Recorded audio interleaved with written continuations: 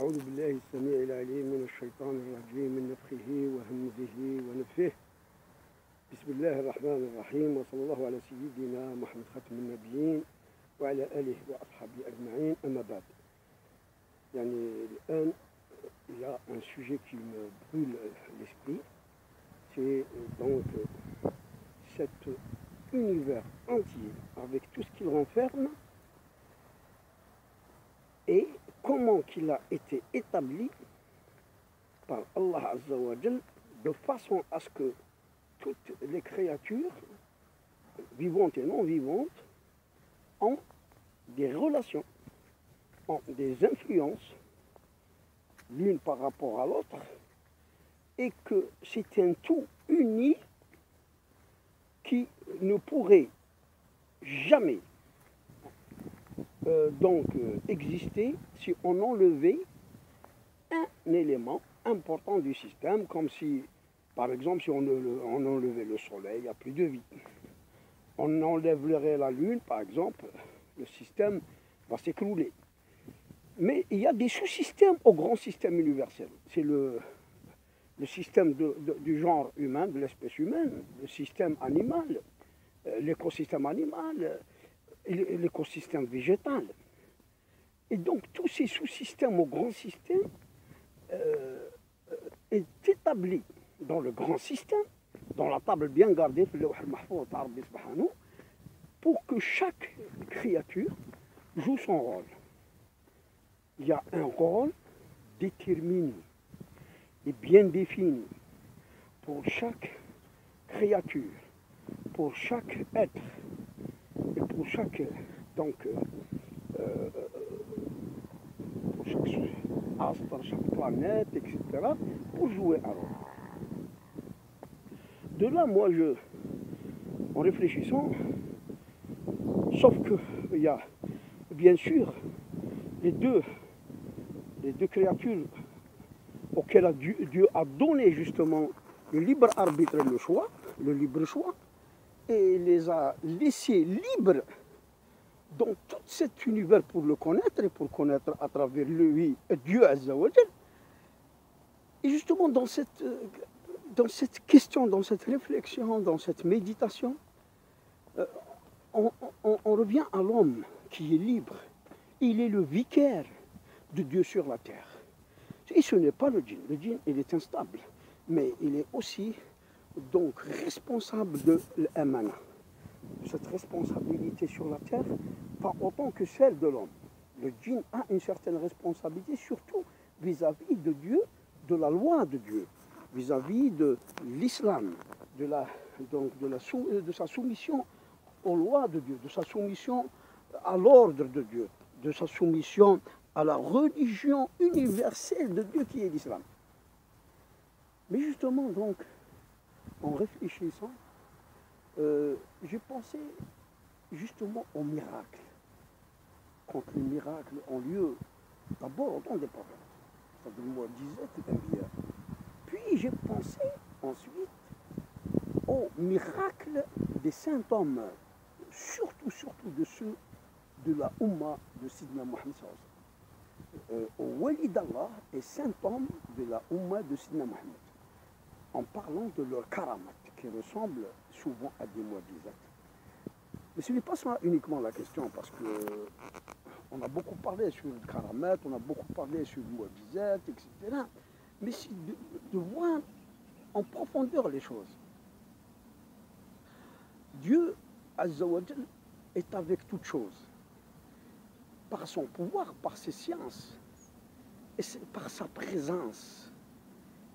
الحضرة الإلهية في كل مع كل موجود في كل الوجود. Et c'est cette présence dont je voudrais parler. Par exemple, prenons l'un des miracles, prenons le miracle de David, sur lui la paix, alayhi salam, quand Dieu lui a dit, Dieu dit à son propos, et nous avons rendu le métal malléable à souhait à David. Quand il touche le métal donc devient une pâte à modeler, il en fait et il fabrique ce qu'il veut avec.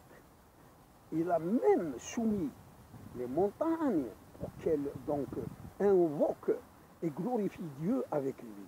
Imaginez, le prophète David passe, et les montagnes autour de lui répètent la glorification, Alhamdulillah, répète Subhanallah, louange à Dieu, gloire à Dieu. Imaginez ça, et il les entend, et il les entendait. Puis, à son fils Salomon, alayhi salam, les multiples donc, pouvoirs qu'il lui a donnés et lui a concédés, c'est de parler aux animaux, aux insectes. Il lui a soumis les djinns qui travaillaient pour lui, sous son ordre, sous son pouvoir. Et ils ne peuvent échapper à son pouvoir. Et lui m'a soumis les vents. Les vents le transportaient d'un pays à un autre à la vitesse des vents.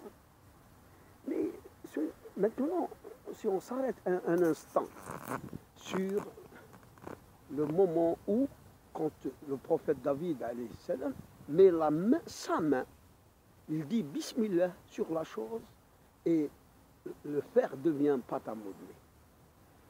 Notre question, c'est que c'est vrai, c'est une mu'jiza. La plupart des savants ne veulent pas, n'ont jamais cherché à aller au-delà. Enfin, ils ont plusieurs donné des explications, tout simplement qu'il s'agit d'un pouvoir divin.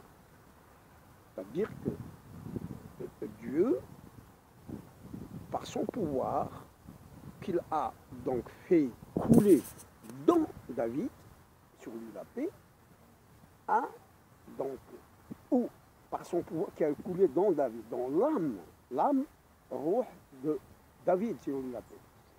Quand il touche, il est ainsi, il a inscrit ainsi dans donc, tout l'univers, tout donc les choses avec ce qu'elle renferme comme Ruh, comme énergie. Et donc, quand il touche le fer, il devient malléable à souhait. Il devient pâte à modeler. On peut aussi penser autre chose, c'est-à-dire qu'au moment où David se présentait devant le fer, le métal, Dieu soumet le métal à David. C'est le contraire, c'est extérieur, par une force divine qui rendrait, par le toucher de David au métal, il rendrait le métal malléable, pâte à modeler. Regardez un peu, c'est-à-dire qu'il y a des forces que Dieu peut mettre à l'intérieur, dans l'âme du prophète lui-même, ou que ce qui existe peut être soumis et même donc dénaturé par rapport à sa nature qui donc est visible et connue par le commun des mortels. Allons plus loin. Allons par exemple à un saint homme, Abd Saleh ou un wali d'Allah. Un saint homme ou un wali, c'est-à-dire un allié de Dieu, un bien-aimé de Dieu. Prenons un exemple. Par exemple, il y a un wali qui a une fois accueilli chez lui dans sa petite mosquée 2 voyageurs et au moment de Salat al-Maghrib, il a fait la salat il a donc conduit la salat, il a fait l'imam et les 2 voyageurs ont prié derrière lui. Ce wali d'Allah, ce saint homme, malheureusement n'avait pas une belle voix dans la lecture du Coran. C'est-à-dire qu'il n'avait pas une belle voix, il n'avait pas un bon une mélodie, une bonne intonation. Il ne savait pas chanter le Coran. Et après ça, donc, les 2 voyageurs sont sortis dehors pour donc leurs besoins. Et l'un d'eux a dit à son copain que tu as remarqué que ce cheikh n'avait pas une belle voix. Il ne savait pas, c'est pas qu'il ne savait pas lire le Coran, il n'avait pas une belle voix en lisant le Coran. Il ne chantait pas le Coran comme par exemple Abdul Samad Abdul Basat, rahimahullah. Et ils se sont éloignés de la petite mosquée et arrivés à côté d'une forêt pour leurs besoins, il y a un lion qui est apparu entre deux rochers et donc il les a pratiquement coincés et en quelque sorte ils ne pouvaient rien faire devant le lion qui allait les dévorer. À l'instant où donc ils étaient sous cette menace, dans la peur, à l'instant même, c'est le chien qui apparaît brusquement. Là, il vient brusquement.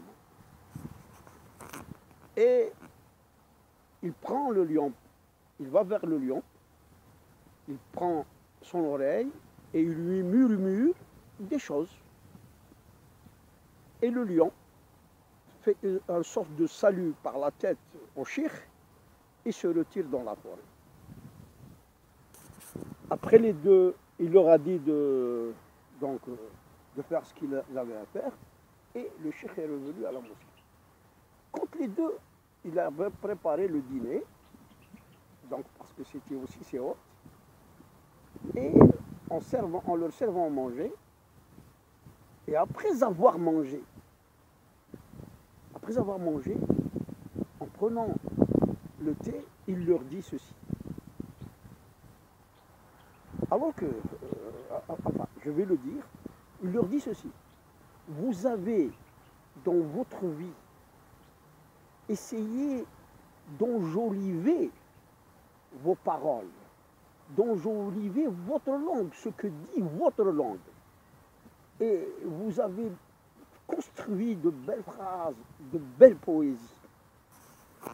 Et vous avez laissé votre cœur, vous ne l'avez pas enjolivé, vous ne l'avez pas purifié, et vous ne l'avez pas, en quelque sorte,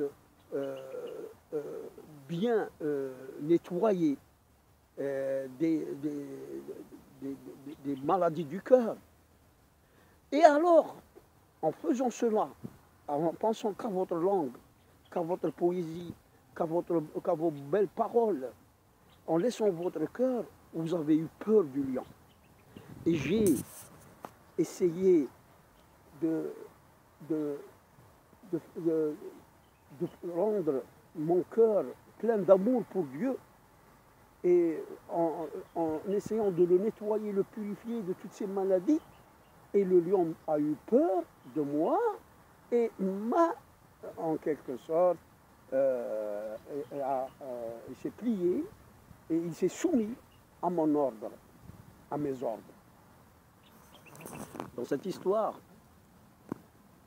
vous voyez, ça veut dire que non, regardez, c'est un lion. De l'autre côté, il est apparu, c'est-à-dire il savait quel était leur problème. Il s'est présenté au bon moment pour les sauver. Et quand il a parlé au lion, imaginez, un lion, il a une âme, certes, mais c'est une autre âme d'animal féroce. Et que le lion, donc, s'est soumis et donc il a exécuté les ordres de ce cheikh, de ce saint homme. Et là aussi, regardez, c'est par le cœur, c'est par l'âme.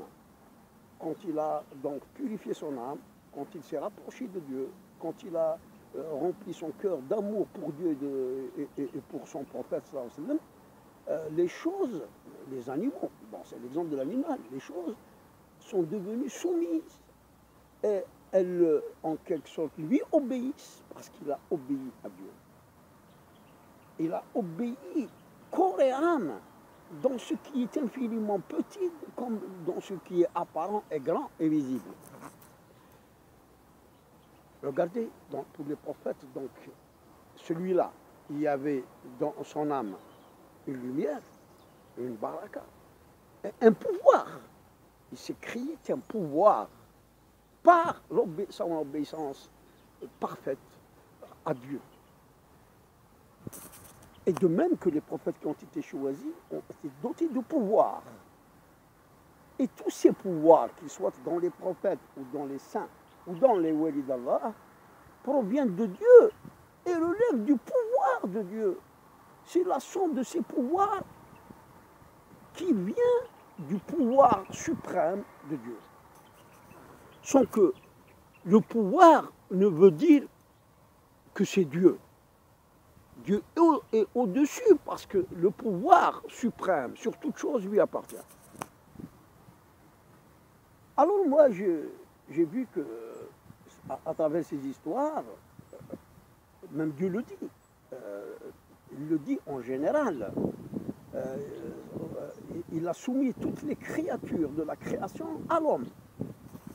Elles lui sont soumises parce que l'homme doit les exploiter et il doit à travers elles connaître et se rapprocher de Dieu.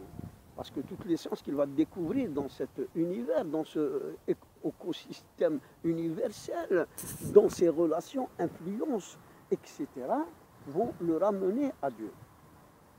Et justement, cette voie mène à Dieu et que quand on va acquérir ce pouvoir par l'âme, dans notre âme, ça veut dire qu'on peut agir même à distance. C'est-à-dire que par notre prière, par notre volonté, par notre désir, il suffit d'imaginer la chose, dans sa tête, elle se réalise. Et là, franchement, hein, j'ai vécu ça modestement. Je voudrais, parce que dans ce passage, il faut la citer, il y a eu des choses qui me sont apparues en état éveillé dans ma tête. Je les ai vues. Quelque temps après, 1 heure, 2 heures, parfois 3 heures, je vois la chose que j'ai vue dans mon imaginaire, c'est-à-dire dans ma tête, que j'ai vue comme je l'ai vue. Subhanallah, yani là, vraiment. Et alors, si on va plus loin, pour ceux qui sont plus rapprochés, plus bénis, plus élevés en station, plus proches d'Allah Azza wa Jal, ils ont des pouvoirs immenses et beaucoup plus grands. Je me rappelle l'un des hadiths dit par Sidna Isa alayhi salam. لو كنتم قال عليه السلام لو كنتم على يقين كما أنا عليه لقلتم للشيء كن فيكون. سبحان الله. Et justement, لو كنتم على يقين, c'est-à-dire la certitude de cette présence divine de Dieu qui est partout, là où on est, avec nous. وهو أقرب إليكم من حبل الوريد وهو معكم أينما كنتم. Imaginez que si on est si près de lui, alors l'influence et cette délégation, je dirais, en quelque sorte de pouvoir, ou cette soumission des choses, rien que par une prière, elle s'effectue à l'instant même où on le voudrait, parfois, avant même qu'on exprime par la langue le vœu ou la prière. لو كنتم على يقين كما أنا عليه لقلتم للشيء كن فيكون. Et Jésus, sur lui la paix, ressuscitait les morts. Il guérissait les aveugles de naissance, il guérissait les lépreux, et il connaissait même les sciences de l'inconnu, ilm al-ghaib, il le connaissait.